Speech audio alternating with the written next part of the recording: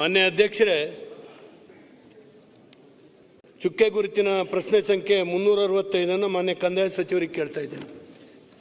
ಗೌರವಾನ್ವಿತರಿಗೆ ಉತ್ತರ ಒದಗಿಸಿಕೊಟ್ಟಿದ್ದೇವೆ ಸಭಾಧ್ಯಕ್ಷ. ಮಾನ್ಯ ಅಧ್ಯಕ್ಷರೇ, ನಾನು ಶಿವಮೊಗ್ಗ ಜಿಲ್ಲೆಯ ಬಗರ್ಕುಂ ಅರ್ಜಿಗಳಲ್ಲಿ ಫಾರ್ಮ್ ನಂಬರ್ 50 ಮತ್ತು 53 ಅರ್ಜಿಗಳು ಇತ್ಯರ್ಥ ಆಗದೇನೆ ಎಷ್ಟು ಉಳಿದಿದ್ದಾವೆ, ಯಾವ ಕಾರಣಕ್ಕಾಗಿ ಉಳಿದಿದ್ದಾವೆ ಅನ್ನುವಂಥದ್ದನ್ನ ಕೇಳಿದ್ದೀನಿ. ನನಗೆ ಆಶ್ಚರ್ಯ ಅಧ್ಯಕ್ಷರೇ, ತೀರ್ಥಹಳ್ಳಿ ತಾಲೂಕಿನಲ್ಲಿ ಶಿವಮೊಗ್ಗ ಜಿಲ್ಲೆಯಲ್ಲಿ ಸೊರಬ ಹೊಸನಗರ ಬಿಟ್ಟರೆ ಮತ್ತೆಲ್ಲ ತಾಲೂಕಿನಲ್ಲಿ ಫಾರ್ಮ್ ನಂಬರ್ 53 ಕ್ಲಿಯರ್ ಆಗಿದೆ ಅಂತೇಳಿ ಹೇಳಿ ಮಾನ್ಯ ಸಚಿವರು ನನಗೆ ಉತ್ತರ ಕೊಡ್ತಾ ಇದ್ದಾರೆ. ಈಗ ಇಲ್ಲೆಲ್ಲ ಹೊಸನಗರ ಶಾಸಕರು ಸಾಗರ ಶಾಸಕರು ಇದ್ದರು ಇಲ್ಲಿ. ಅವ್ರು ಹೇಳ್ತಾ ಇದ್ದಾರೆ ನನ್ನ ಸಾಗರದಲ್ಲೂ ಇದೆ, ಹೊಸನಗರದಲ್ಲೂ ಬಾಕಿ ಇದ್ದಾವೆ 53.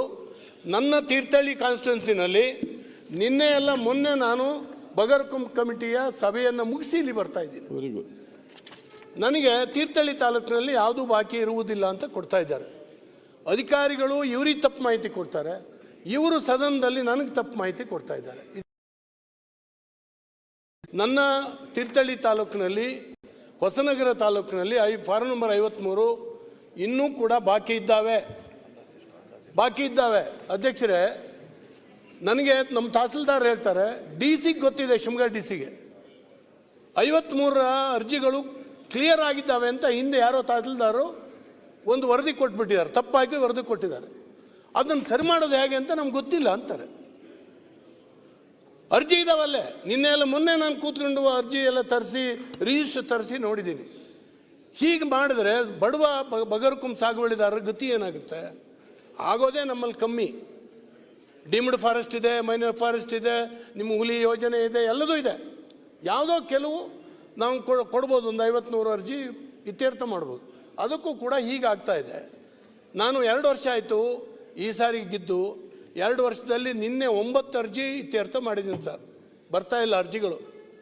ಫಾರೆಸ್ಟಿಗೆ ಹೋದಲ್ಲಿ ಒಪಿನಿಯನಿಗೆ ಹೋದರೆ ಅಲ್ಲಿ ವರ್ಷಗಟ್ಟಲೆ ಇರ್ತದೆ. RI ಕಳಿಸೋದಿಲ್ಲ, VA ಇಟ್ಕೊಂಡಿರ್ತಾನೆ.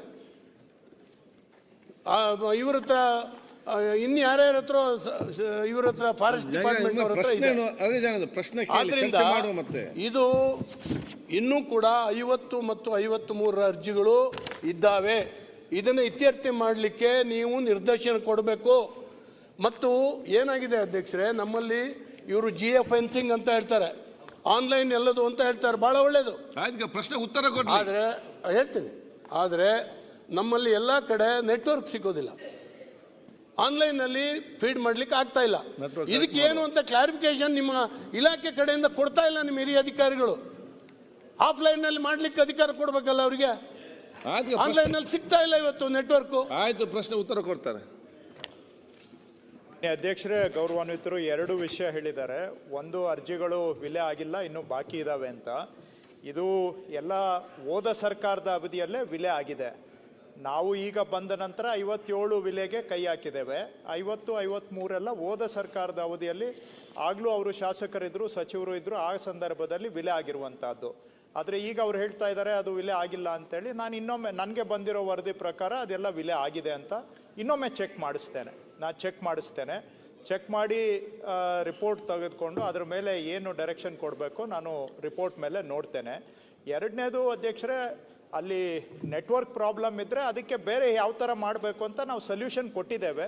ನಿಮ್ಮ ಸ್ಟಾಫ್ ಜೊತೆ ನಾನು ಮಾತಾಡ್ತೇನೆ. ಅಂದರೆ ನಾನು ಅವ್ರಿಗೆ ಡೈರೆಕ್ಟಾಗಿ VC ಮಾಡಿಸಿ ಆಫ್ಲೈನು ಅಂದರೆ ನೆಟ್ವರ್ಕ್ ಇಲ್ಲದೆ ಇರೋ ಕಡೆ ಹೇಗೆ ಮಾಡಬೇಕು ಅಂತ ಅವ್ರಿಗೆ ಗೈಡೆನ್ಸ್ ಕೊಡ್ತೇವೆ, ಅದಕ್ಕೆ ಸೊಲ್ಯೂಷನ್ನು ಕೊಡ್ತೇವೆ. ಅದನ್ನು ಸಾಲ್ವ್ ಮಾಡೋದಕ್ಕೆ ನಾವು ಬದ್ಧರಾಗಿದ್ದೇವೆ. ಹಾಗಂತೇಳಿ ಆಫ್ಲೈನ್ ಮೋಡ್ ಮಾಡಲಿಕ್ಕೆ ಹೋದರೆ ಈಗ ಬಾಗೇಪಲ್ಲಿದು ಹೇಳಿದ್ನಲ್ಲ, ಅಕ್ರಮಗಳ ಸರಮಾಲೆ, ಮತ್ತೆ ಅದಕ್ಕೆ ನಾನು ದಾರಿ ಮಾಡಿಕೊಡ್ಬೇಕಾಗತ್ತೆ. ಅದು ಕಷ್ಟ ಸಾಧ್ಯ ಅಧ್ಯಕ್ಷರೇ.